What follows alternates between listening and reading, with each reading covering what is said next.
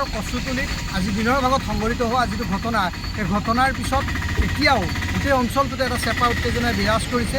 দিনৰ ভাগত উচ্ছেদিত যিসকল লোক, বিগত 4টা দিন 5টা দিনে সেই স্থানত যিসকল লোকক উচ্ছেদ কৰা হৈছিল, সেই লোকসকল আজিও সোণাপুৰৰ এই যি স্থান কচুতলি, এই কচুতলিৰ পৰা তেওঁলোকে ওলাই যোৱা নাছিল, অৰ্থাৎ তেওঁলোকে আঁতৰি যোৱা নাছিল। কিন্তু সেই আঁতৰি নোযোৱা লোকসকলক আজি পুনৰ প্ৰশাসনে আৰক্ষীক লগত লৈ তেওঁলোকক ইয়াৰ পৰা আঁতৰি যোৱাৰ ব্যৱস্থা কৰিছিল বা আঁতৰি খেদাবলৈ তেওঁলোকে গৈছিল। কিন্তু সেই সময়তে হঠাৎ এটা অত্যন্ত উত্তেজনামূলক পৰিস্থিতিৰ এটা উদ্ভৱ হ'ল।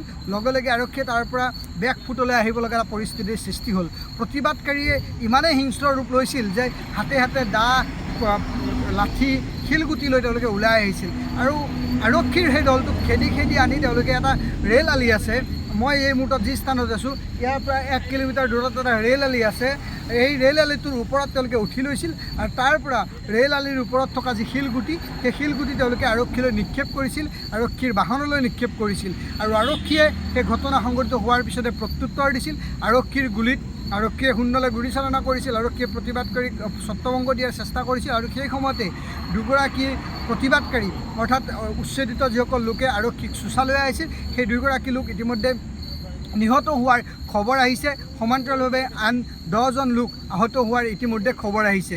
সমান্তৰালভাৱে আৰক্ষীৰো প্ৰায় 15জনতকৈও অধিক জোৱান এই মুহূৰ্তত চিকিৎসাধীন। চক্ৰ বিষয়াগৰাকী যথেষ্ট আঘাতপ্ৰাপ্ত হৈছে, ইতিমধ্যে চক্ৰ বিষয়াগৰাকীক চিকিৎসালয়ত ভৰ্তি কৰোৱা হৈছে। সমান্তৰালভাৱে এই মুহূৰ্তৰ যিটো পৰিস্থিতি, এই মুহূৰ্তৰ পৰিস্থিতিটো অত্যন্ত জটিল। মাজে মাজে এতিয়াও প্ৰতিবাদকাৰীয়ে আৰক্ষীলৈ চোচালৈ আছে, এটা চেপা উত্তেজনাই এই মুহূৰ্তটো বিৰাজ কৰি আছে কচুতলিত। সমান্তৰালভাৱে আৰক্ষীয়ে আজি নিশাটো এই স্থানতে তেওঁলোকে পহৰা দিব, এই স্থানতে তেওঁলোকে অৱস্থান ল'ব। ইতিমধ্যে CRPFৰ এটা কোম্পানীক মোতায়েন ইয়াত কেইটামান মুহূৰ্তৰ পিছতে কৰাৰ পূৰ্ণ সম্ভাৱনা আছে। শীৰ্ষ পৰ্যায়ৰ আৰক্ষী বিষয়াসকলে ইতিমধ্যে বহিৰাগত যিসকল লোক, অৰ্থাৎ বাহিৰৰ পৰা যদি কোনো লোক ভিতৰভাগলৈ যাবলৈ চেষ্টা কৰে তেওঁলোকক বাধা আৰোপ কৰা হৈছে।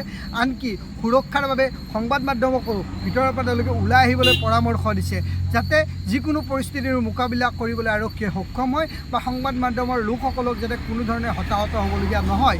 গতিকে এই মুহূৰ্তৰ যিটো পৰিস্থিতি, এই মুহূৰ্তৰ পৰিস্থিতিটো অত্যন্ত জটিল, অত্যন্ত ভয়াৱহ আৰু যিকোনো মুহূৰ্ততে সোণাপুৰত আকৌ যে এটা উত্তেজনামূলক পৰিস্থিতিৰ সৃষ্টি নহ'ব সেই কথাটো এই মুহূৰ্ততে কৈ দিব পৰা নাযায়। গতিকে আৰক্ষীৰ শীৰ্ষ পৰ্যায়ৰ বিষয়াসকলে এই মুহূৰ্তত গোটেই পৰিস্থিতিৰ ওপৰত নজৰ ৰাখিছে আৰু এই মুহূৰ্তত চেপা উত্তেজনাই বিৰাজ কৰিছে সোণতলিত, অৰ্থাৎ সোণাপুৰৰ কচুতলিত এই মুহূৰ্তত এটা চেপা উত্তেজনা। এফালে যদি অৱস্থান লৈছে উচ্ছেদিত লোকে, আনফালে অৱস্থান লৈ আছে অসম আৰক্ষীয়ে। গতিকে এই মুহূৰ্তৰ পৰিস্থিতি অত্যন্ত জটিল।